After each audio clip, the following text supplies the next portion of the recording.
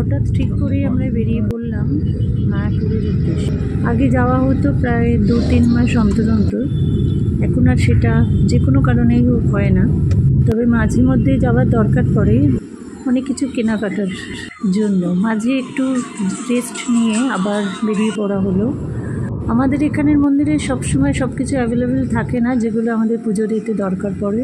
আমরা ঠিকই করেছিলাম যে 4:30-র মধ্যে ওখানে ঢুকে পড়ব, আর বিকেলের যে পুজোটা হয় সন্ধে আরতির, সেই পুজোটা দর্শন করে আমরা রাত্রে ফিরব।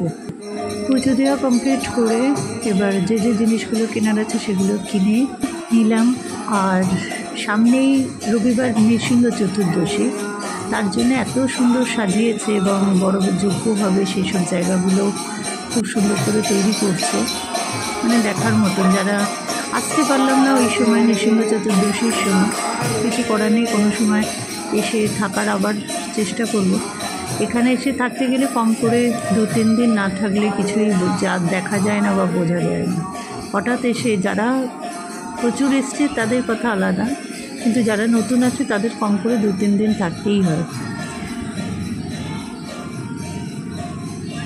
এখনও ফুল কমপ্লিট হয়নি, তবে মাঝে মধ্যে যে যে জায়গাগুলো কমপ্লিট হচ্ছে সেখানগুলো পুজো করে সেগুলোকে আবার অন্যভাবে উপস্থাপন করবে। আগেকার মায়াপুর আর এখনকার মায়াপুরের মধ্যে অনেক তফাৎ।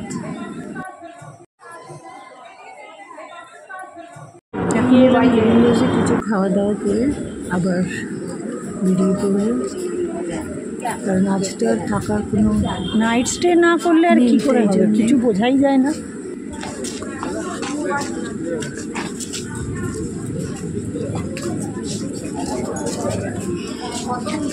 বর্ষাকালে এই জায়গাটা সম্পূর্ণ জলে ভর্তি হয়ে থাকে।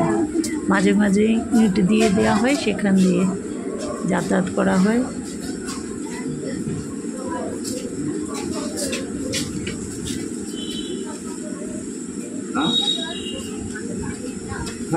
সামনেই গদাভবন।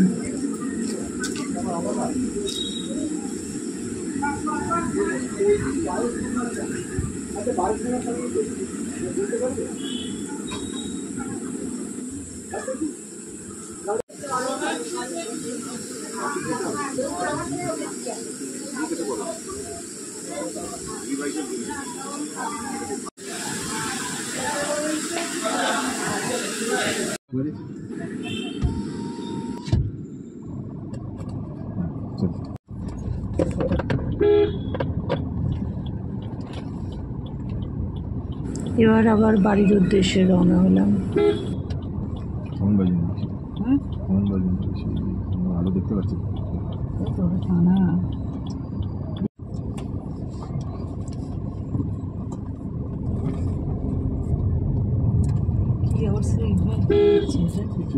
কোন সিগন্যাল? ওটা আমার সিগন্যাল পড়া নেই।